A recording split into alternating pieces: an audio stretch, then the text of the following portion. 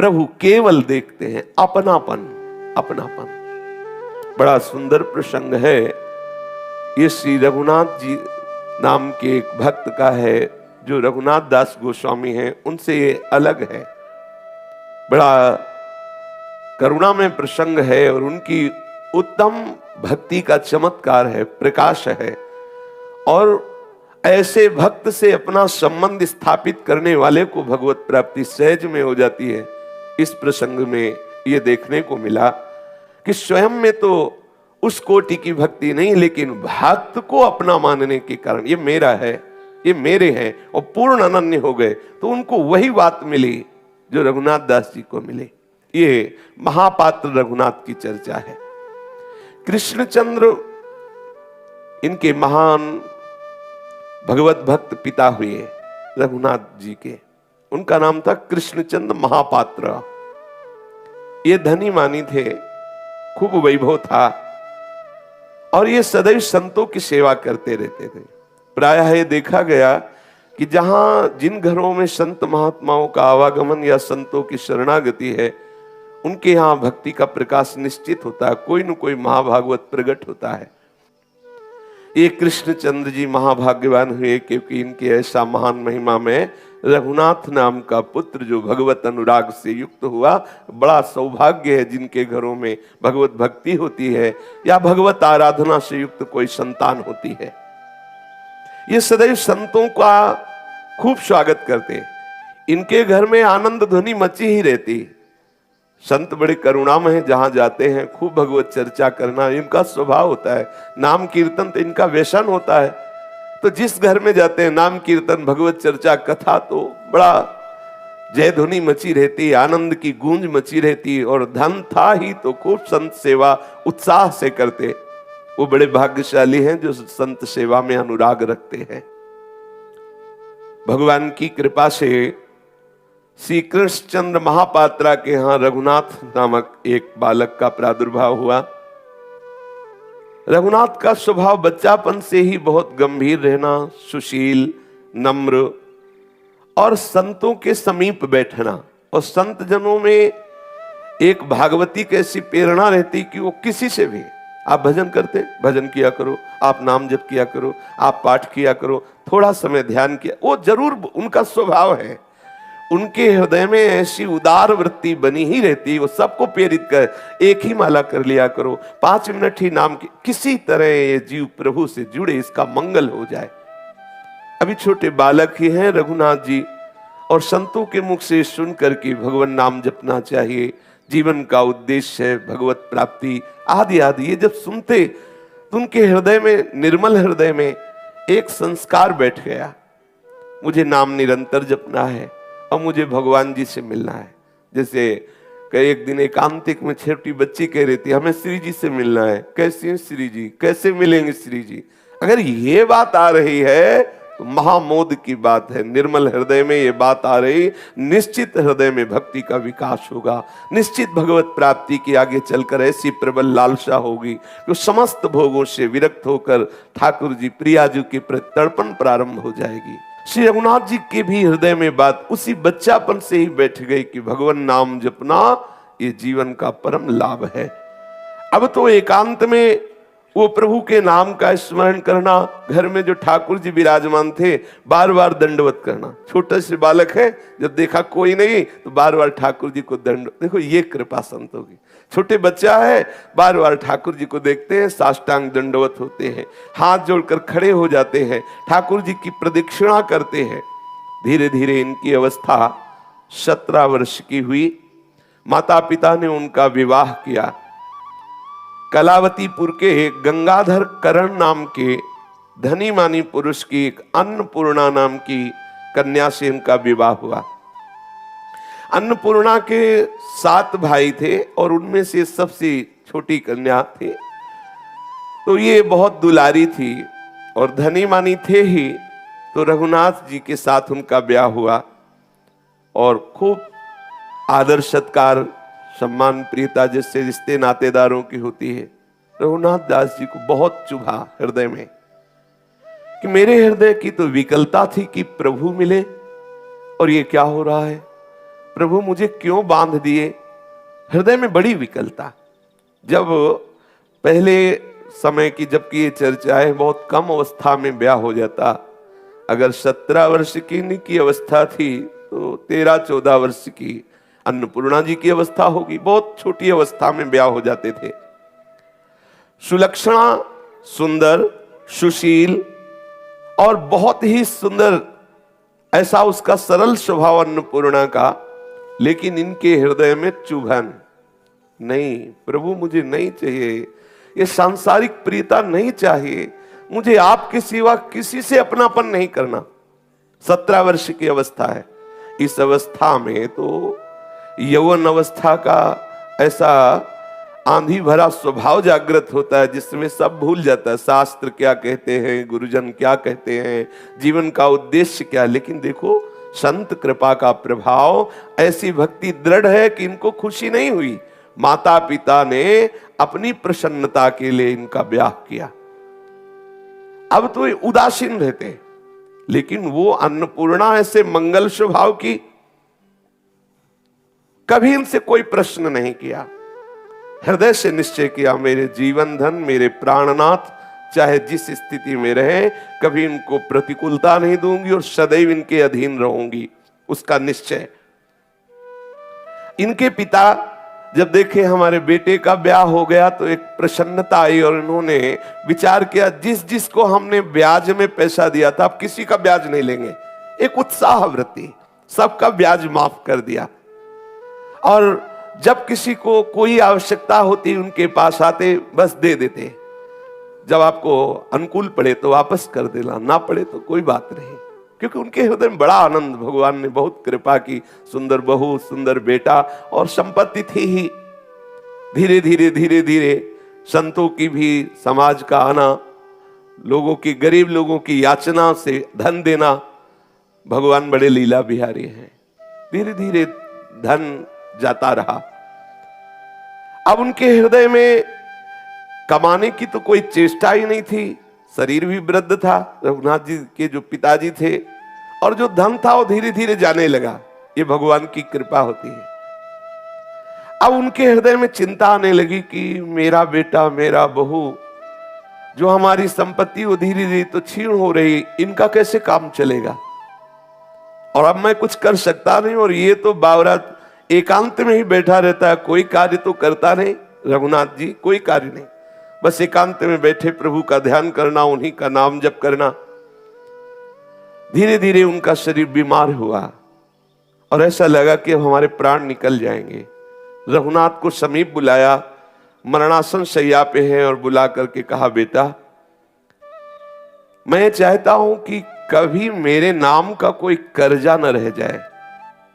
ये जो हमने बहुत धन दिया लोगों को, संत सेवा, अतिथि सत्कार आदि में, तो कभी कहीं हमने किसी से धन भी लिए हैं। तो अगर कोई हमारे मरने के बाद तुमसे कहे कि ये हमसे कर्जा लिए थे तो उसको वापस दे देना, इतना तुम करना, क्योंकि मैं भगवान के समीप जा करके सदैव उनकी सेवा में रहूं। और यहां कोई कोसे कह रहे हो तो हमारा कर्जा लेके मर गया, तो मैं ऐसा नहीं चाहता। और वो मरणासन स्थिति में, मूर्छा स्थिति में ऐसा रघुनाथ जी को आदेश किया। अब भगवान की लीला ही थी और वो पधार गए। उनकी जो मां थी रघुनाथ दास जी की, वो बड़ी पति भक्ता थी। पहले ऐसा था कि पति का वरण करने के बाद पति को ही श्री भगवान के समान मान करके अनन्यता पूर्वक उपासना करती, तो समस्त दिव्य शक्तियां जैसे यति में जागृत होती वैसे सतियों में जागृत हो जाती थी। कुछ ही समय में उन्होंने अपने पति के वियोग होने के बाद अपने प्राणों को त्याग दिया, अर्थात उनकी भी शरीर पूरा हुआ, उनकी भी मृत्यु हो गई। अब जब लोगों को ये पता चला कि वो मरते समय कह गए थे कि जिनका कर्जा हो दे देना, तो जिनके कर्जे नहीं थे वो भी आ जाते हो, बोले हमारा कर्जा था वो दे। यहां तक कि छली कपटी लोगों ने उनका घर भी ले लिया। तो अन्नपूर्णा जो उनकी पत्नी थी, उनके तो पिता धनी मानी थे, अपनी पुत्री को ले गए। आज तक कभी रघुनाथ जी मिले नहीं उससे, घर में ही रहते हुए कभी पति पत्नी के भाव से नहीं। वो बस देख लेती थी मेरे ऊपर, वो हर समय उदास भाव से प्रभु का चिंतन करते। भगवान लीला बिहारी ऐसे हैं कि छली कपटी लोगों ने कि मेरा भी कर्जा था, मेरा भी कर्जा, घर भी छीन लिया उनका। बहू तो चली गई अपने मायके, वो 7 भाई थे तो लिवा गए, यद्यपि वो जाना नहीं चाहती थी फिर भी लिवा गए। अब रघुनाथ दास जी अकेले हो गए। रघुनाथ जी अब तो जहां कोई उन्हें भोजन दे देता, अब उनको कोई चिंता नहीं, बस निरंतर नाम जप करना और भगवत चिंतन में मगन रहना। और ये सिद्धांत हृदय में उतर गया, जाहि विधि राखे राम ताहि विधि रहिए, जोई जोई प्यारो करे सोई मोहि भावे। जैसे प्रभु मुझे रखे, कोई शिकवा शिकायत नहीं। ये देखो कृपा, ये कृपा है। कृपा भगवान कहते हैं जिस पर मैं कृपा करता हूं उसके सारे राग नष्ट कर देता हूं। खत्म। माता पिता अंतर ध्यान हो गए, संपत्ति जो थी वो कुछ बट गई, कुछ छिन गई। आप और पत्नी को ले गए परिवार के जन, उसके मायके वाले, आप अकेले। अब जब कोई भोजन दे देता पा लेते, नहीं तो खूब नाम जप करते, भगवान नाम चिंतन में डूबे रहते। अब जो भगवत मार्ग के पथिक होते हैं उनके हृदय को प्रभु कैसे आकर्षण। अब इनके मन में आया कि यहां गलियों में भटकने से क्या है, प्रभु के किसी धाम का हम आश्रय लें। विचार किया नजदीक कौन धाम पड़ता है, तो कलावती से नजदीक पड़ते थे जगन्नाथपुरी। विचार किया मैं जगन्नाथपुरी जाऊं, वही ठाकुर जी की जूठन पाऊं और अपना जीवन व्यतीत करूं। ऐसी भावना से वो भगवान नाम जप करते हुए भाव में भर करके पुरी के लिए चले, नीलाचलपुरी श्री जगन्नाथ धाम। और वहां जाकर के मंदिर में साष्टांग दंडवत किया और बस दरवाजे की में जो भिक्षुक जन खड़े रहते थे वहां जो उनको मिल जाता उसी से उदर पोषण करते। ऐसा ही कुछ चरित्र श्री पूज्य रघुनाथ दास गोस्वामी का भी आया है कि वो भी वहीं सिंह पौर पर खड़े हो जाते, जो मिल जाता उसी से उदर पोषण। कुछ दिन बाद उसका भी त्याग कर दिया। अब प्रभु से खड़े खड़े दरवाजे पे प्रार्थना करते, प्रभु मैं अनाथ हूं, ना मेरे माता है ना पिता है और ना मेरे कोई भाई है, ना कोई मेरा मित्र है जीवन में, और ना मैंने आज तक किसी को अपना माना है। प्रभु आप मेरे हो, स्वीकार कर लो। हे प्रभु आप मेरे हो, मैं आपका हूं, ये स्वीकार कर लो। बहुत अंदर से विकल हुए सिंह पौर में वही जब मंदिर बंद हुआ तो सो गए। तो ठाकुर जी ने स्वप्न में उनसे आकर के कहा कि मैंने स्वीकार किया तू मेरा है। अब तो बहुत आनंद, जब जागे तो बहुत, क्योंकि हमारी प्रार्थना स्वीकृत हो गई। ठाकुर जी ने स्वप्न में कहा कि तुम जिस भाव से मुझे स्वीकार करो, मैंने तुम्हें स्वीकार कर लिया। अब तुम आज से अपने को अनाथ मत मानना, मैं तुम्हारा हूं और तुम हमारे हो। अब तो उनको बड़ा आनंद आने लगा, बड़े भाव से जगन्नाथ जी के दर्शन करते रहते और वहीं सिंह पौर में जो कुछ भिक्षुकों के साथ उनको मिल जाता उसी से उदर पोषण करते, फटा पुराना वस्त्र अपने शरीर में डाले। अब तो किसी की कोई चिंता नहीं, कोई अब अंदर से कोई आकांक्षा नहीं, कोई संबंधी नहीं, दृढ़ भावना ऐसी भाव में भर करके विश्वास पूर्वक कातर भाव से प्रभु को पुकारते रहते, प्रभु का नाम कीर्तन करते रहते। प्रभु के कृपा प्रसाद से उनके हृदय में एकमात्र भगवत भक्ति रह गई, केवल भक्ति का ही पूर्ण राज्य हृदय में। अब जब ये कुछ जगन्नाथपुरी से यात्री जन गए तो जो अन्नपूर्णा के पिता थे, माता थे और 7 भाई थे, वो धनी मानी थे और बहुत ही कठोर बुद्धि के थे। उन लोगों को जब ये कुछ लोगों ने बताया कि जगन्नाथपुरी में हमने देखा कि तुम्हारे जो जामाता है ना, दामाद, फटे पुराने कपड़े पहने वहां भीख मांगते हैं, वहीं दरवाजे में देखा जगन्नाथ जी के। तो आपस में अन्नपूर्णा के माता पिता ने विचार किया कि हम अपनी पुत्री को क्यों जीवन भर ऐसे बैठा ले रहे, वो तो भिखारी है, उसका सब कुछ नष्ट भी हो गया है और हम तो धनी मानी है, हम दूसरा विवाह अपनी पुत्री का करते हैं। बिना उस अन्नपूर्णा से सलाह लिए उन्होंने उनका ब्याह तय किया वहां के राजमंत्री के पुत्र से। और वो जानता था कि इसका ब्याह हो गया, पर बहुत सुंदर सुशील स्वभाव की थी और वो बहुत ही गंदे स्वभाव का था, जो राजमंत्री का बेटा था। वो राजी हो गया ब्याह करने के लिए।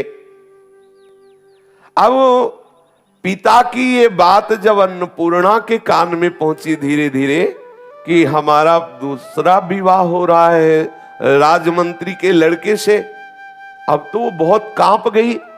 उसने कहा ऐसे कैसे हो सकता है? ठीक है हमारे पति हमसे कभी बोले नहीं, ठीक है हमारे पति के पास धन नहीं रह गया, ठीक है हमारे पति भिक्षावृत्ति से जगन्नाथ जी के दरवाजे पर बैठे रहते, लेकिन है ना मेरे प्रीतम, है ना। जब है तो मैं दूसरे को कैसे स्वप्न में भी स्वीकार कर सकती हूं?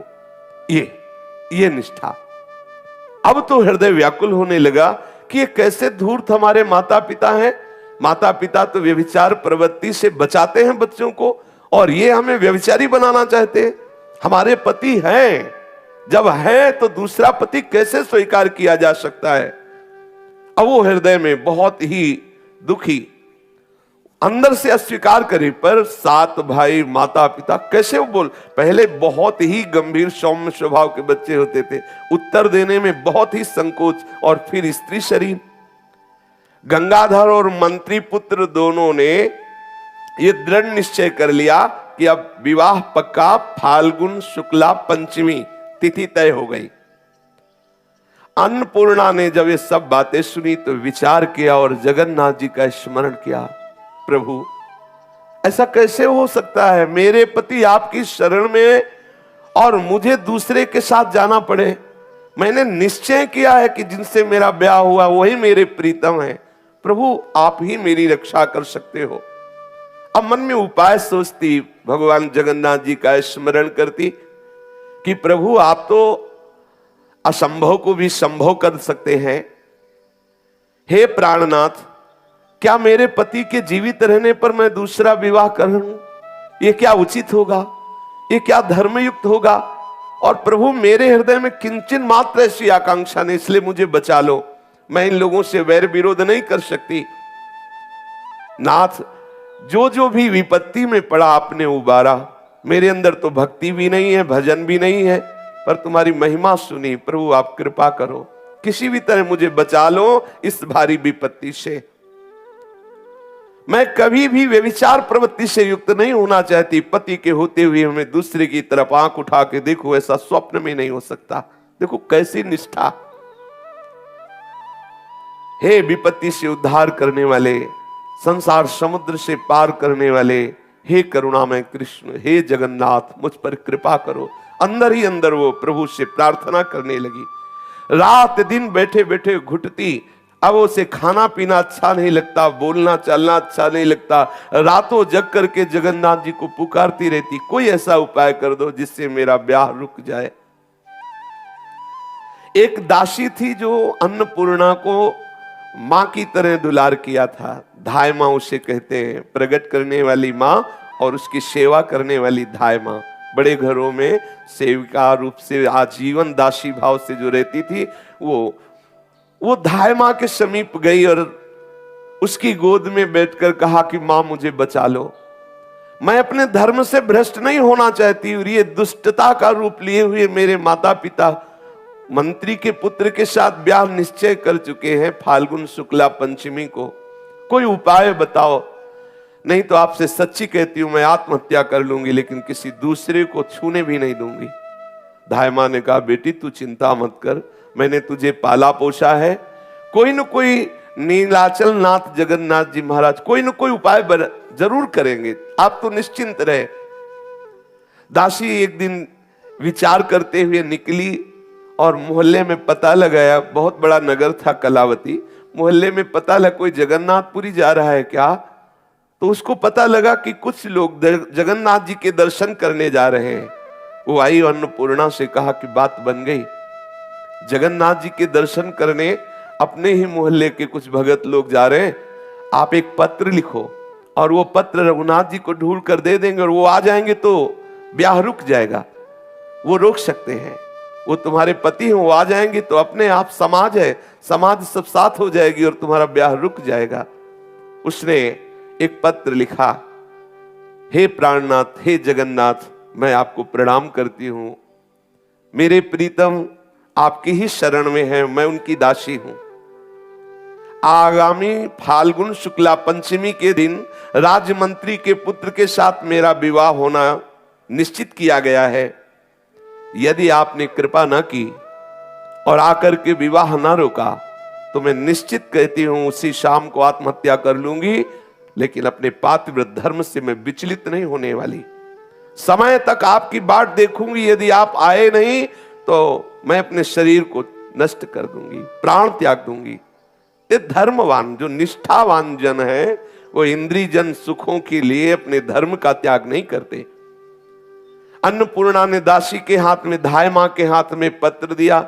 धाय मां पत्र लेकर के उनके पास गई जो पुरी दर्शन करने जा रहे थे। हाथ जोड़ करके कहा कि ये पत्र उनको देना है। सुना है कि वो सिंहपौर में दरवाजे पर रहते हैं, भिक्षुक वेश में, उनका रघुनाथ नाम है। ये पत्र उनको आप दे देना, बहुत कृपा होगी, किसी का जीवन बच जाएगा यदि आप पत्र वहां तक पहुंचा देंगे, और बहुत तुम्हारा उपकार मानेंगी और जगन्नाथ जी तुम पर बहुत कृपा करेंगे, क्योंकि एक दैन्य भाव से जो भगवत चरण आश्रित यहां है उसकी रक्षा हो जाएगी।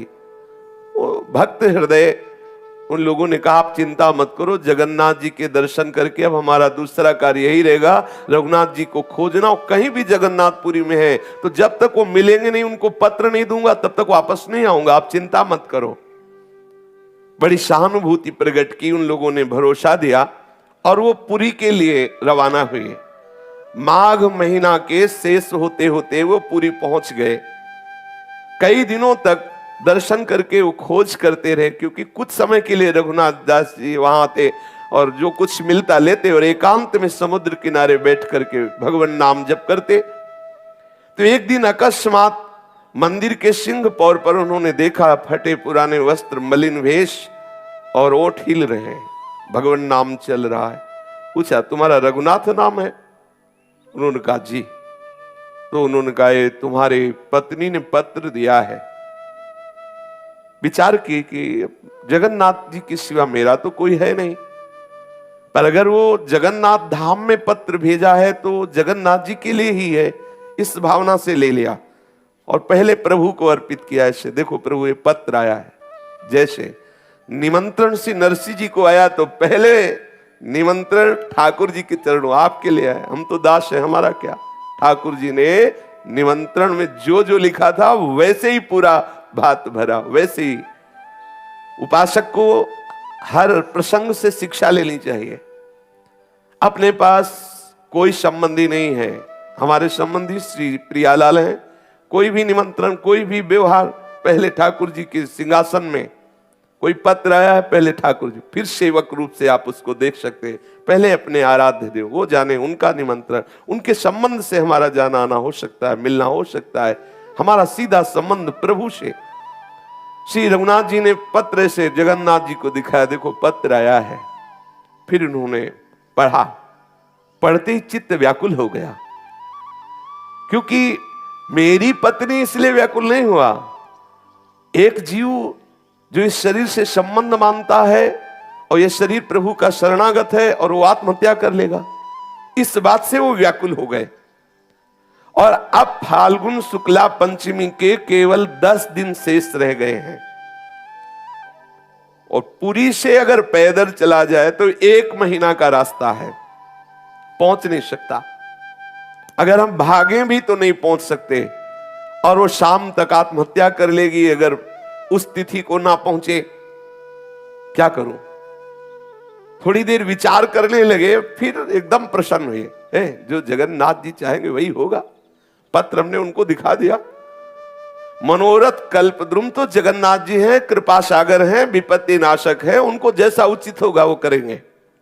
एकदम निश्चिंत हो गए। थोड़ी देर के लिए चिंता बड़े बड़ों के हृदय में आ जाती है। ऐसा जब बार बार समझाने पर भी भगवती सती जी नहीं मान रही तो थोड़ी देर चिंतित हुए महादेव जी, ये क्या, मैं समझा रहा हूं फिर भी बार बार संशय कर रहे कि अगर परब्रह्म है तो सीता की खोज कहती, और अगर राजकुमार हैं तो भगवान शिव सच्चिदानंद कह के कैसे प्रणाम कर रहे हैं। बार बार समझाने पर भी ये संशय हुई है। सोई जो राम रचि राखा, को करी तर्क बढ़ावई शाखा, अस कही जपन लगे हरि नामा। बस थोड़ी देर के लिए बड़े बड़े भक्तों के भी हृदय में एकदम चिंता आती, फिर वो निश्चिंत हो जाते हैं, प्रभु के आश्रित है ना। निश्चिंत हो गए रघुनाथ जी, जगन्नाथ जी जाने, और भगवत स्मरण करने लगे। सर्वांतर्यामी सर्व समर्थ कर तुम अकर तुम अन्यथा कर तुम, प्रभु से कोई बात छिपी नहीं और कोई बात ऐसी नहीं जो पूर्ण न कर सके। सिंह द्वार पर चिथड़े में लिपटे हुए भगवान नाम स्मरण करते हुए वो सो गए। रात्रि में शरणागत वत्सल भगवान जगन्नाथ जी ने लीला रची। कलावती पुरी जो गंगाधर करण जी जहां रहते थे उसी दरवाजे पर आंख खुली श्री रघुनाथ जी की। जब जगे सुबह तो अब सिंहपौर में सोए थे और सीधे वहीं, उनके लिए कुछ दुर्लभ है। रामानुजाचार्य जी को, गरुड़ जी को आदेश किया इनको छोड़े आओ कांचीपुरी में, पूरे पार्षदों सहित छोड़े आए। प्रभु के लिए कर तुम अन्यथा कर तुम। रघुनाथ जी की आंख खुली तो देखा यहां तो सिंहपौर नहीं, ये तो जगन्नाथ जी का मंदिर नहीं। प्रभु सर्वाश्चर्य में है। आंख खुलते ही देखा कि ये किस ग्राम में आ गए, कौन से, अब ब्याह जब हुआ था तब गए थे, कभी दोबारा ससुराल गए नहीं, दूल्हा बन के गए थे, तो ऐसा कुछ खास याद नहीं था। तो लोगों से पूछा कि ये जगन्नाथपुरी तो है नहीं, और स्वप्न में हूं नहीं, जागृत हूं, ऐसे छू के देखा कि जाग रहा हूं। ये है कौन सा नगर और ये किसका महल है, आप बताने की चेष्टा करें तो लोग कहते तुम पागल। पहले लोगों से पूछते, मैं जाग रहा हूं ना, तो लोग वो समझते, कहते भाई तुम जाग रहे हो। हाँ, बोले जगन्नाथपुरी है कि नहीं, बोले ये जगन्नाथपुरी ये कौन सा शहर है, क्योंकि एकदम रातों रात सब हुआ। बोले कलावती नगर है और जहां तुम बैठे हो सामने महल महान धन संपन्न जो गंगाधर है उनका है। गंगाधर तो मेरे ससुर का नाम था। अच्छा, तो ये जगन्नाथ जी की लीला हुई। पत्र का उत्तर सीधे हमें, ऐसा देखो कैसी लीला रची, सीधे रात्रि में ही जगन्नाथ जी ससुराल पहुंचा दिए उनको। अब जब घर वाले निकले तो देखा फटे पुराने कपड़े में रघुनाथ भाग के गया।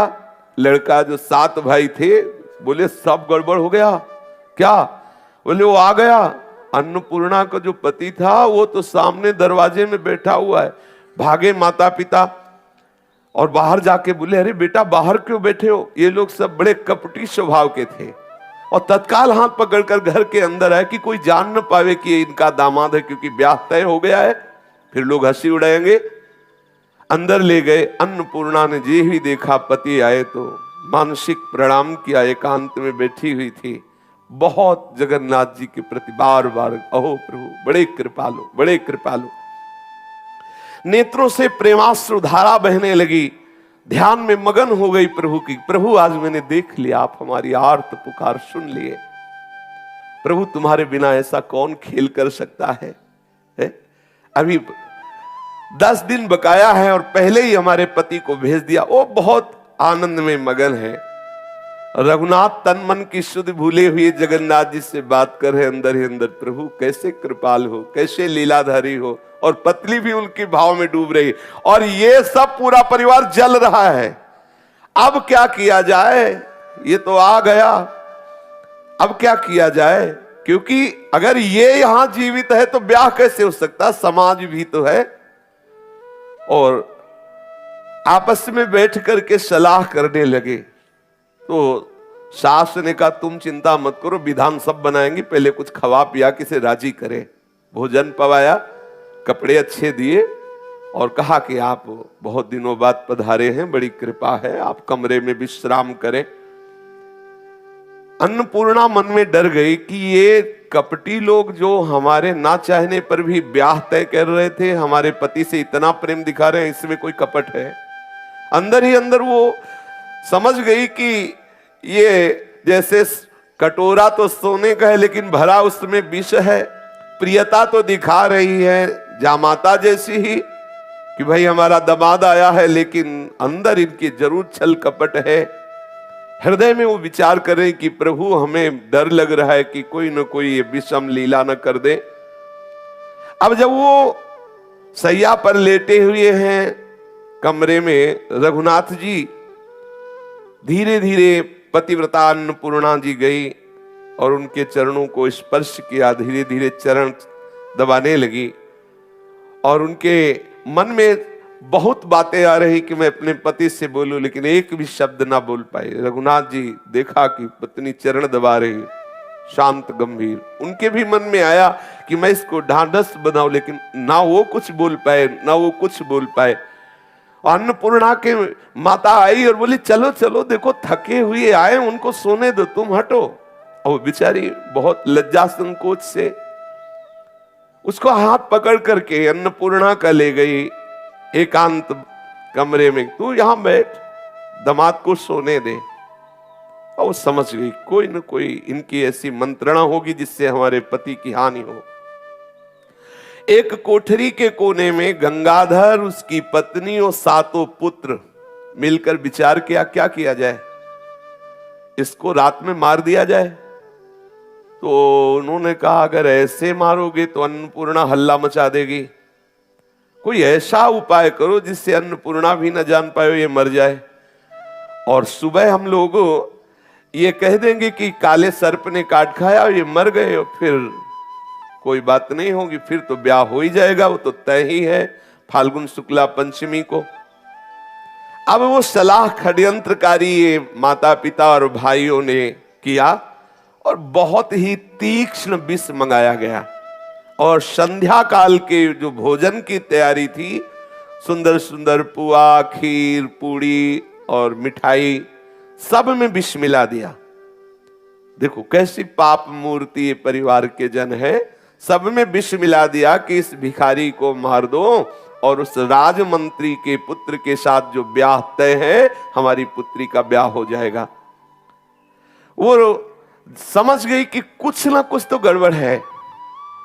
वो रसोई में गई, बोली मां मुझे भी सेवा का अवसर दीजिए, मेरे पति देव आए। अरे नहीं, तू तो मेरे दामाद हैं, आज तो मुझे, कल भले तू पवा देना, आज शाम की रसोई में तेरा प्रवेश नहीं, तू तो बैठ जाके दूर।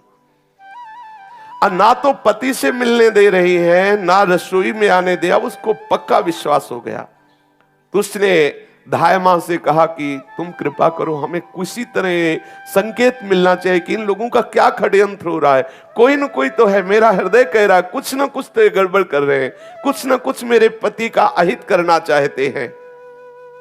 अब धाय मां तो दासी थी, उसके लिए तो कोई रोक था नहीं।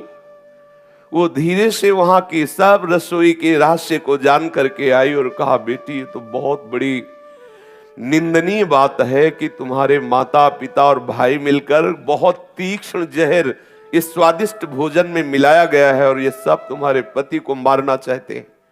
अब तो घबरा गई, हिम्मत की कि जो कुछ भी हो पति के प्राणों की रक्षा करनी चाहिए। गई, दौड़ पड़ी उसकी मां, रसोई में प्रवेश होते ही रोक दिया, अरे तुम क्यों आ रही हो? तो उनका मां मेरी भी इच्छा है, कुछ ना कुछ तो मेरी भी सेवा लगे ना, मेरे पति आए हैं, मेरी इच्छा है ना ना। अब उसने, भगवान की ऐसी लीला थी कि जो अपने लिए भोजन तैयार किया था सास ने, वो भोजन उठाई और दूसरे कमरे में रखने के लिए गई। इतने में अवसर मिला, जो थाल सजाई गई थी जहर से भरे हुए पदार्थों से रघुनाथ जी की, उसमें एक पिष्टी मिठाई थी जो 2 पीस में चिपकी हुई थी। तुरंत देखा उसने, और जैसे छौंक लगाने में एक पत्र होता है, तेज पत्र, हाँ वो जो छौंक लगाने में होता है ना, उसको तत्काल उसने लिया और अपने काजल से लिखा विष है, विष है लिख करके उस पिष्टी में दबा के सबसे ऊपर रख दिया और भगवान से प्रार्थना की। और जानती थी कि प्रसाद पवाने में पहले पवाया था कि मीठा इनको बहुत पसंद है, अगर थाल में मीठा होता तो सबसे पहले मीठा पाते, तो उसको पता था। उसने जगन्नाथ जी से प्रार्थना की, हे भगवान मेरी प्रार्थना सुन लो, मेरे पति सबसे पहले इसी पिष्टी मिठाई को ले और वो उसे खोल कर देख ले, इतनी आप कृपा करना। सोने की थाल में, सुंदर सुंदर कटोरियों में खीर, सब्जी, पूड़ी, ये सब, और सबके ऊपर फिर मिठाई। अब वो ये रहस्य मां नहीं जान पाई कि उस मिठाई के बीच में उस तेज पत्र में लिखा है कि विष है, ऐसा लिख करके उसने रघुनाथ जी के सामने थाल पहुंची। रघुनाथ जी तो जय जगन्नाथ आंख मूंदा और कीर्तन करने लगे। उस भोजन को एक एक कवल ध्यान के द्वारा भगवान जगन्नाथ जी को पवा रहे हैं। थोड़ी देर के बाद फिर आंख खोली और जय जगन्नाथ, और जे भी वो पिष्टी उठाई, सब पूरे परिवार के जन ताक रहे हैं कि अब तो बस पाएगा, थोड़ी देर में मर जाएगा।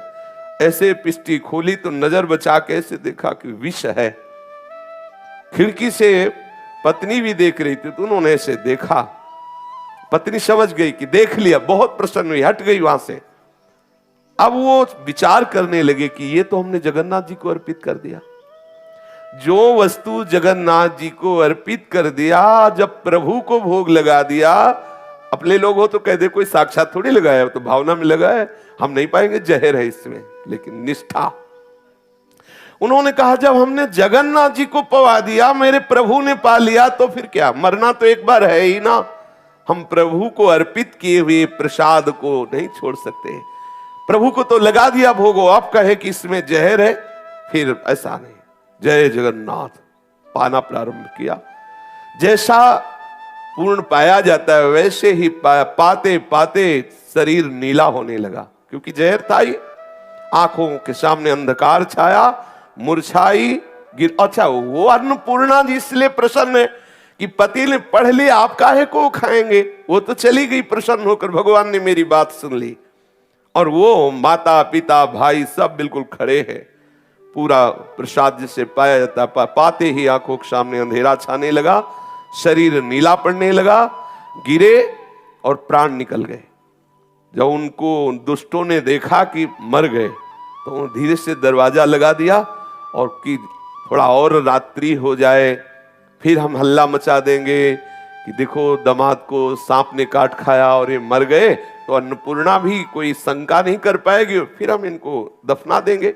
ऐसी भाव बड़े प्रसन्न हुए वो सास ससुर और वो भाईजन की, बढ़िया हमारी जो षड्यंत्र था वो पूरा हुआ, हमारी बात पूरी हो गई, अभी मर जाएगा, अब राजमंत्री के साथ ब्याह होगा। अब वो विष का प्रभाव पड़ा, पूरा शरीर नीला हो गया। जब सबको प्रसन्न देखा तब उसके मन में आई, अन्नपूर्णा के मन में, उसने धाय से कहा कि तुम दौड़ के देखो क्या बात है, ये प्रसन्न क्यों है। धाय ने कहा एक खुसुर खुसुर आपस में बात कर रहे हैं, हमें लगता है कोई षड्यंत्र इनका काम कर गया। उसने विचार किया कि जब मेरे पति मेरे सामने पढ़ के देख लिए थे विष है, फिर वो खाएंगे क्यों, जब खाएंगे नहीं तो कोई ऐसा षड्यंत्र इनका चलेगा नहीं। धाय से कहा तुम दौड़ के कमरे में झांक के देख के आओ। तो एक दीपक जल रहा था, उसमें देखा पूरा शरीर नीला, फेन निकला हुआ, आंखें खुली, भाग के आई और कहा गजब हो गया, उनका शरीर नीला है और हमें लगता है उनके प्राण निकल गए हैं। अब तो विकल हो गई, ऐसा क्यों हुआ, क्योंकि हमने तो लिख दिया था इसमें विष है और पति ने पढ़ भी लिया था, ऐसा क्यों। वो भाग के गई और खिड़की से झांक करके देखा तो पति को निष्प्राण देखा। अब तो कांप गई और जगन्नाथ जी से कहा कि आपके होते हुए प्रभु ऐसा कैसे हो गया, हे दीन बंधु, हे पतित पावन, ऐसा कैसे हो गया। प्रभु आप तो सर्व समर्थ हैं और हमने लिख के भी आपकी प्रेरणा से दिया और उन्होंने आपकी प्रेरणा से पढ़ा भी, फिर ऐसा कैसे हो गया। बहुत अंदर से बहुत वो दुखी है, विकल हो रही है। फिर अन्नपूर्णा एकांत में बैठ करके आर्त भाव से प्रभु से प्रार्थना करे, हे कर तुम अकर तुम अन्यथा कर तुम सर्व समर्थ स्वामी, आपके लिए विष को अमृत कर देना क्या कोई आश्चर्य की बात हो सकती है। मेरे प्रीतम को बचा लो, हे प्राण प्यारे मेरे प्रीतम को। अब वो बार बार एकांत कमरे में बैठती, बार बार आती, हिम्मत नहीं पड़ रही कि अब करे तो क्या करे, क्योंकि देखती है कि पति पधार गए और ये दुष्ट जन आनंदित हो रहे हैं। उसके हृदय में अंधकार छा रहा, क्या करूं। चारों ओर अपने आप को निर्बल देख करके वो आर्त भाव से प्रभु को पुकारा, हे जगन्नाथ कृपा करो, हे करुणा में कृपा करो। तो वर्णन आया है कि भेरी का शब्द 4 कोस तक जाता है और वज्र का भीषण जो गर्जना होती है वो 48 कोस जाती है, लेकिन भक्त की पुकार समस्त लोगों को भेद कर भगवान के हृदय तक पहुंचती है। आर्त भाव से जब इस देवी ने पुकार की तो अखिल विश्व के स्वामी श्री ठाकुर जी महाराज रुक नहीं सके। तत्काल देखा कि कमरा प्रकाशित हो गया।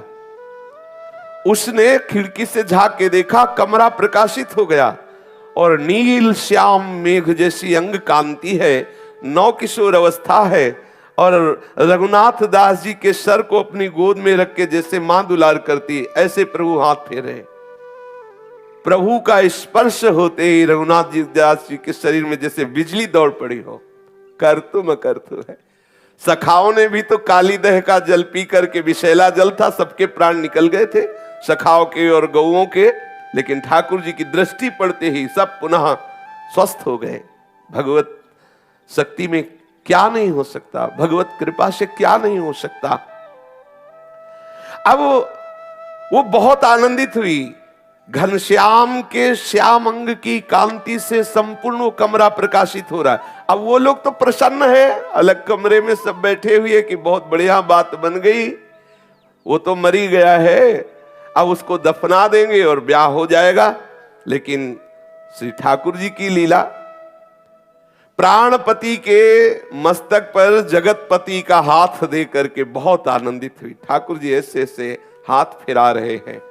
फिर मधुर स्वर में ठाकुर जी बोले कि मेरे लाल रघुनाथ उठ, कोई सृष्टि में ऐसा विष ही नहीं बना जो तुझे अचेत कर सके, उठ जा। ऐसा प्रभु बोल रहे, देख मैं आ गया हूं, उठ जा। ऐसा ठाकुर जी जे भी बोले तो वो जैसे कोई बहुत गहरी नींद से सो के उठा हो, उठे। अब जे ही उठे ठाकुर जी अंतर ध्यान। रघुनाथ जी को लगा कि बहुत थके हुए थे, आज बहुत गहरी नींद आ गई। अब वो पतिव्रता बहुत प्रसन्न हुई, बस हट गई वहां से कि कोई जान न पावे, एकांत में गई। अब वो बहुत आनंदित है कि मेरी बात श्री ठाकुर जगन्नाथ जी ने सुन ली और उसको ठाकुर जी का दर्शन हुआ, देखा ठाकुर जी आए। अब आप देखो उसका क्या भजन है, एक भगवत भक्त पति के प्रति पूर्ण आसक्त है। तो देखो अभी साक्षात जगन्नाथ जी का दर्शन रघुनाथ जी को नहीं हुआ, उनकी पत्नी को हो गया। देखा कि ठाकुर जी आए हैं, गोद में सर रखा रघुनाथ जी का दुलार, और रघुनाथ जी जे भी जगह ठाकुर जी अंतर्धान हो गए। रघुनाथ जी उठ करके बैठे और जैसे आंख मलते हुए कोई नींद से जगा हुआ और बोले आज तो बहुत सुख मिला नींद में। फिर विचार किया कि नहीं नहीं, मैंने तो जहर भरा भोजन पाया था और मुझे व्यथा भी हुई थी, मैं मूर्छा को भी प्राप्त हो गया था, बड़ी वेदना बड़ी जलन अंगों में हुई थी। तो ये मेरा मतलब कि मेरे प्राण निकल गए थे, मुझे शायद प्रभु ने जीवित किया है, मैं सो नहीं रहा था, मैं तो मर चुका था। बस समझ गया जगन्नाथ जी, समझ गया तुम्हारी करुणा, आपने ही मुझे बचाया है। बहुत आनंदित हुए और बड़े प्यार से बार बार प्रभु का ध्यान कर रहे। अब तो और आनंद, क्योंकि प्रभु ने स्पर्श किया है ना। भक्त रघुनाथ जी व्यथाहारी हरि के प्रति पूर्ण आसक्त होकर के कभी जोर जोर से हंस देते हैं कमरे में, कभी चीख कर रो देते हैं और कभी प्रेम प्रलाप बातें कर रहे हैं। अब तो उधर आवाज पहुंची। अब वो सो षड्यंत्रकारी 7 भाई और उसकी मां और उसके पिता ने सोचा कि कमरे से हंसी की आवाज कैसी आ रही, वो तो मर गया था। भागे, जब भाग के आके देखा तो वो बावरे से कभी जगन्नाथ जी के ध्यान में हंस रहे, कभी रो रहे, कभी प्रेम। उनको लगा अरे, बोले नकली जहर था क्या? बोले नहीं नहीं, जहर तो असली था, फिर ये बच कैसे गया? अब तो हृदय में उनके भय समा गया। अब गंगाधर, उसकी स्त्री, 7 लड़के भयानक चिंता में जलने लगे कि अरे ये तो मरा ही नहीं। क्या क्या उपाय नहीं किया हिरण्यकश्यप ने प्रहलाद जी के लिए, त्रिभुवन पति होने पर भी एक बाल भी नहीं बांका कर सका। इन दुष्टों ने देखो विचार करके जहर दे दिया। जब देखा कि जहर का तो कोई प्रभाव नहीं, अब वो तो कांप गए, बाहर से झांके, अब तो उनका हृदय जलने लगा। आप क्या करें? पापियों के लिए हर क्षण काल की भयानक वृत्ति प्रदान करने वाली होती है, अर्थात प्रतिपल वो भयभीत रहते। जो भक्त द्रोह करते हैं उनका हृदय जलता रहता है और कभी उनको कहीं भी सदगति नहीं मिलती भक्त द्रोह के। एक वैश्या है, भक्त भावना की तो श्री ठाकुर रंगनाथ जी ने सर झुका दिया, और एक भक्त की पत्नी बोली भक्त द्रोह किया तो मारे मारे डोलना पड़ा। भक्त द्रोह एक ही अपराध ऐसा सृष्टि में है जिसमें भगवान क्षमा नहीं करते, नहीं तो चाहे अवगुण करे समुद्र सम, समुद्र के समान भी पाप बन जाए तो ठाकुर बड़े कृपाल, जन अवगुण प्रभु मानन काऊ, दीन बंधु अति मृदुल स्वभाव। लेकिन उनके दासों से कोई द्रोह कर ले ये नहीं, सो राम रोष पावक सो जरई, फिर प्रभु उस पर कृपा दृष्टि नहीं करते, फिर प्रभु उसको दुलार नहीं करते। शरणागत भयहारी का एक प्रण है कि उनकी शरण में कोई कैसा भी पापी आ जाए, कोटि विप्र बदला गए जाहु, आए शरण तजो नहीं ताहो। साक्षात दुर्वासा जी मांग रहे हैं, हे शरणागत भयहारी मुझे बचा लो सुदर्शन चक्र से, ये आपका सुदर्शन चक्र मुझे जलाए दे रहा है। बोले नहीं, मेरी सामर्थ्य नहीं, आम भक्त पराधीनों, बचना है अम्बरीश जी के चरण पकड़ो, मेरे चरणों से कुछ होने वाला नहीं। भगवान अपने शरणागत प्रण को भी बुला देते हैं, जाओ, भक्त द्रोह करने वाले के लिए कोई जगह नहीं है, भगवान भी ठुकरा देते हैं। अब वो पापियों के लिए एक एक क्षण महान कष्टदायक, हृदय जल रहा है, क्या करें। अब वो विचार करने लगे कि क्या करें, कैसे, क्योंकि मैंने तो जहर भी दिया और ये मरा नहीं, बच गया, और ब्याह की तारीख पक्की है, मंत्री के पुत्र के साथ ब्याह होना है, सब कांप रहे हैं, विचार कर रहे क्या करना चाहिए।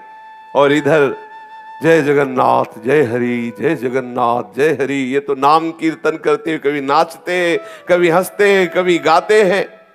रघुनाथ जी तो आनंद में मगन है और ये सब जल रहे। इनका हृदय एक तो अपराध बन गया, दूसरी बात ऐसी कलुषता की भावना करने वाले को कहीं शांति मिल सकती है क्या।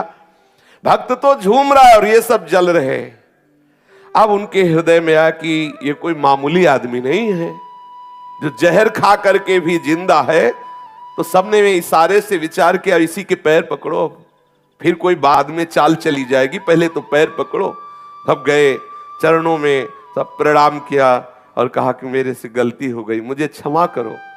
श्री रघुनाथ जी ने प्रसन्न मुद्रा में कहा, इसमें आपका कोई दोष नहीं, जगन्नाथ जी कृपालु हैं, मेरा कोई कर्म भोग था जिसको पवित्र करने के लिए आप लोगों के द्वारा भगवान ने ऐसी चेष्टा कराई। ये देखो, हो सकता है मैंने पूर्व जन्म में किसी को जहर दिया हो, तो आपके द्वारा प्रेरित होकर जगन्नाथ जी मेरे पाप कर्म को निवृत्त कराना चाहते, इसलिए मुझे आप लोगों से जहर दिलाया, इसमें आपका कोई दोष नहीं। ये भक्त का हृदय, वो मेरा कर्म भोग था, आप निश्चिंत रहिए, मेरे हृदय में आपके प्रति कोई भी दोष बुद्धि नहीं है, ये सब जगन्नाथ जी की लीला है।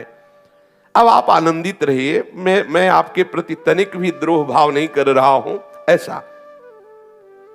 और आप लोग मुझे दरिद्र नीच के प्रति अगर ऐसा भाव रखते हो कि इसके पास तो कुछ है नहीं, लड़की दुख पाएगी, दूसरे के साथ ब्याह कर दे, तो यदि अन्नपूर्णा राजी हो तो आप ब्याह कर दो, अगर ना राजी हो तो फिर ऐसा अपराध मत करो, मैं तुमसे प्रार्थना करता हूं। अब मैं जबरदस्ती नहीं कह रहा, यदि वो राजी है तो आप कर दो, अगर नहीं राजी है तो आप ही छोड़ दो, मैं जगन्नाथ जी ले जाऊंगा उनको, जगन्नाथ जी के पास ही रहेंगे, वहीं भिक्षा मांग करके पाएंगे, आप ऐसा ना करो। इसके बाद रघुनाथ दास जी जपने लगे भगवान नाम, उन लोगों से बोलना बंद कर दिया। वो सातों पुत्र सहित गंगाधर पीछे लौटे और विचार करने लगे कि क्या करें, अब क्या करें। रघुनाथ दास जी ने जो हमसे कहा तो क्या करें, अब अन्नपूर्णा तो राजी है नहीं कि दूसरे के साथ ब्याह करे। रघुनाथ दास जी ने उनके जो दिए हुए कपड़े थे उतारा, अपना फटा चद्दर ले आओ, ऐसे ओढ़ा और जा करके दरवाजे के बाहर बैठ गए और कहा, यदि अन्नपूर्णा राजी ना हो तो आप तुरंत उसे बाहर निकालो और हम उसको लेकर जगन्नाथपुरी जाएंगे, अगर वो राजी हो तो तुम ब्याह कर दो, मैं जगन्नाथपुरी चला जाऊं। वो बाहर जाकर के विराजमान हुए। गंगाधर बहुत कुछ विचार करने लगे, पुत्रों सहित अंदर गए, अब क्या किया जाए। अन्नपूर्णा अब तक तो शांत बैठी थी क्योंकि प्रभु उसके पति जीवित हो गए थे। अब उसने विचार किया कि मैं बाहर निकलकर अपने दुष्ट माता पिता से कह दूं कि अब तुम्हारे रोके नहीं रुकेंगे, लेकिन वो पहले ही उसके कमरे में ताला लगा दिया गया था, बाहर से ताला लगा दिया गया था। अब तो जब दरवाजा खोला तो बाहर से बंद, वो अंदर छटपटाने लगी, गंगाधर ने अन्नपूर्णा का आकर जो वो खड़बड़ाने लगी तो सोचा कहीं कोई बाहर न सुन ले, तो दरवाजा खोला और अंदर जाकर उससे कहा, अन्नपूर्णा तो इस भिक्षुक राह के भिखारी जिसके पास एक पैसा भी नहीं, तो उसको अब भी पति मानती है? हम लोगों के पास क्या नहीं हो, वो राजमंत्री है, सब सुख भोगेगी, काहे को भिखारी के साथ मरना चाहती है? उसके हृदय में मानो किसी ने छुरी मार दी हो। उसने कहा कि तुम लोग कितने अभागे हो जो अपनी पुत्री के धर्म का नाश करना चाहते हो। तुम पिता हो, तुम्हें संकोच नहीं आ रहा ऐसा बोलते हुए कि मेरा पति है और तुम दूसरे पुरुष के पास जाने के लिए कह रहे हो? अभी तक मैं क्षमा करती रही, ध्यान देना अगर मैं अपने स्वरूप में आ गई तो नष्ट कर दूंगी तुम्हें, क्योंकि सती में सामर्थ्य होती। द्रौपदी जी ने यही कहा था कि कोई सभा बता दे, यदि मैं निर्दोष हूं, मेरे पति निर्दोष हैं, तो मैं अपनी दृष्टि से सभा को भस्म कर सकती हूं। मैं केवल इसीलिए शांत हूं कि कहीं मेरे पति मेरे को हार तो नहीं गए, कहीं ऐसा ना हो कि मेरे पातिव्रत धर्म से अधर्म हो जाए। नहीं तो मेरे में इतनी सामर्थ्य, किसी से सहयोग मांगने की जरूरत नहीं, मैं पूरी सभा को भस्म कर सकता। कांप गई पूरी सभा का। धृतराष्ट्र तत्काल हाथ जोड़ के बोला, बेटी वरदान मांग, पातिव्रत धर्म में बहुत बड़ी सामर्थ्य है। आज वो क्रोधित होकर के बोली कि अरे तू पिता है, पति होते हुए मुझे व्यभिचार के लिए आदेश कर रहा है, दूसरे पुरुष के लिए।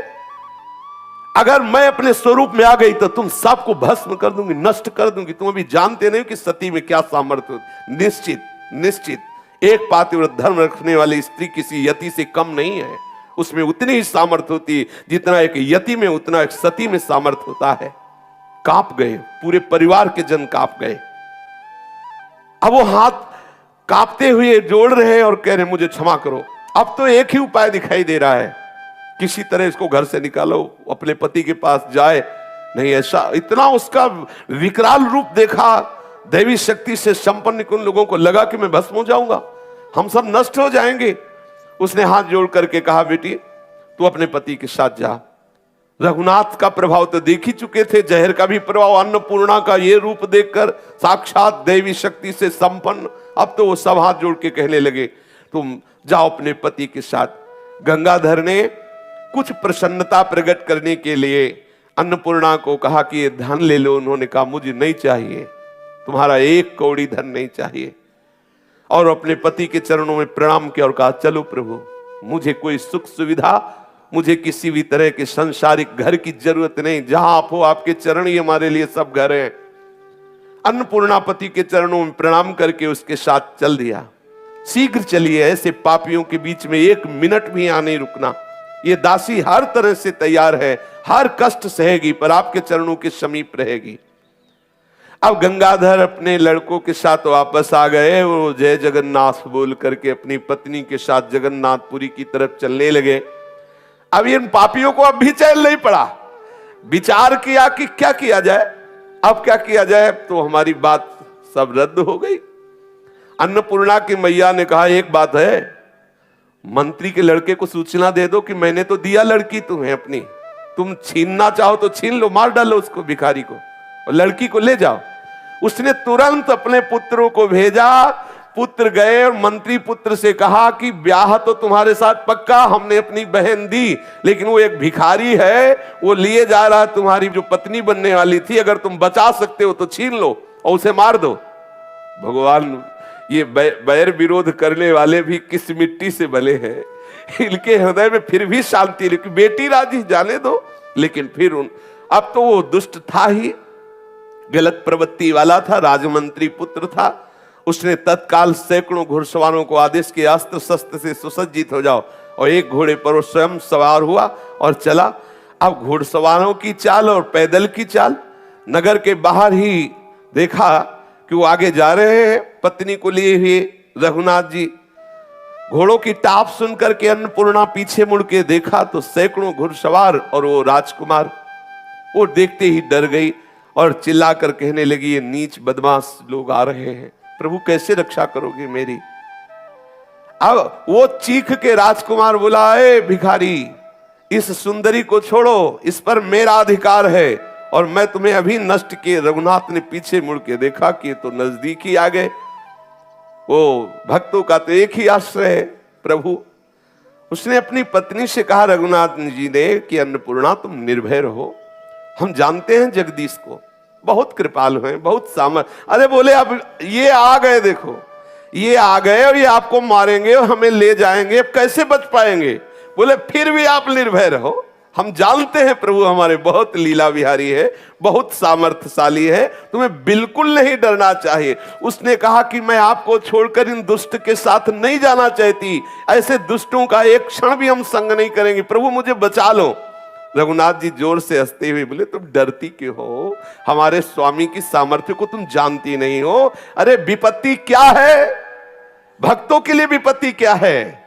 भक्तों के लिए विपत्ति नहीं है, विपत्ति सच्ची वही है जो भक्त नहीं है। कहे हनुमंत विपत्ति प्रभु सोई, जाओ तो सुमिरन भज, हमारे लिए विपत्ति नहीं, तुम चिंता मत करो। अब वो तो घबरा करके सी रघुनाथ जी का हाथ कस के पकड़े हुए है, और उधर सामने से दो घुड़सवार अत्यंत तेजस्वी अस्त्र शस्त्रों से सुसज्जित, रफ्तार से बिजली की तरह चलने वाले घोड़ों में बैठे हुए हैं दो।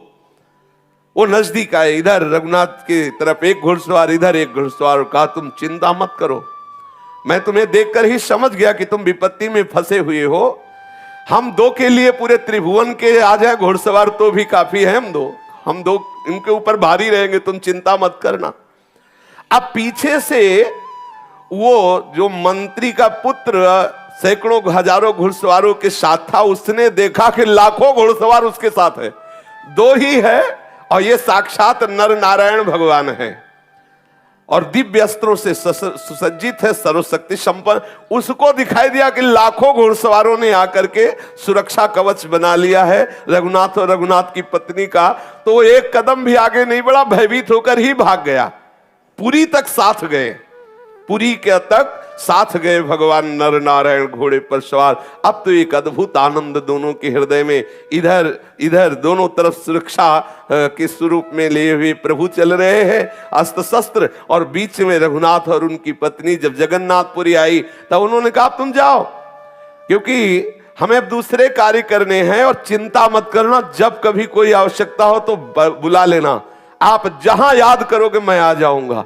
तब तक वो समझ ही नहीं पाए थे कि थे कौन। जब चले गए तो समझ में आया कि ये तो भगवान नर नारायण थे, ये तो साक्षात भगवान करुणा करके आए। दोनों गए और जगन्नाथपुरी में सिंहपौर पर रहने लगे, अर्थात वही रात्रि में रहते, जो भिक्षा मिलती पाते। किसी धनी मानी ने जब परिचय जाना कि सब कुछ छोड़ करके ऐसे आए हुए, तो जगन्नाथ जी के मंदिर के दक्षिण की तरफ एक भवन खरीद दिया। दोनों पति पत्नी वहां रहने लगे और भगवान नाम कीर्तन करते हुए जीवन व्यतीत किया। शरीर पूरा हुआ और भगवत धाम को प्राप्त हुए। जरूरी नहीं कि कोई क्रिया प्रधान हो तभी आप भक्त कहे जाएंगे। केवल प्रभु से अपनापन, केवल संबंध, और प्रभु के संबंध से भी श्रेष्ठ है प्रभु के जनों का संबंध। अगर प्रभु के जनों का संबंध हो जाए तो सीधे प्रभु उसके अधीन हो जाते हैं। इसीलिए भावे माई जगत भगत भजनी, सर्वांतःकरण से प्रभु को अपना मान लो। चाहे आप किसी भी कुल के हो, चाहे आप पढ़े लिखे हो या ना पढ़े लिखे हो, निर्धन हो, धनवान हो, क्रियावान हो, निष्क्रिय, कैसे भी आप हो, यदि प्रभु को अपना मानोगे तो सच्चिदानंद प्रभु का निश्चित दुलार प्राप्त होगा। प्रभु बहुत कृपा सिंधु हैं, वो मिलने के लिए तैयार है। आप मिलने के लिए राजी हो जाइए। शेष चर्चा आगे। श्री राधा वल्लभ लाल की जय।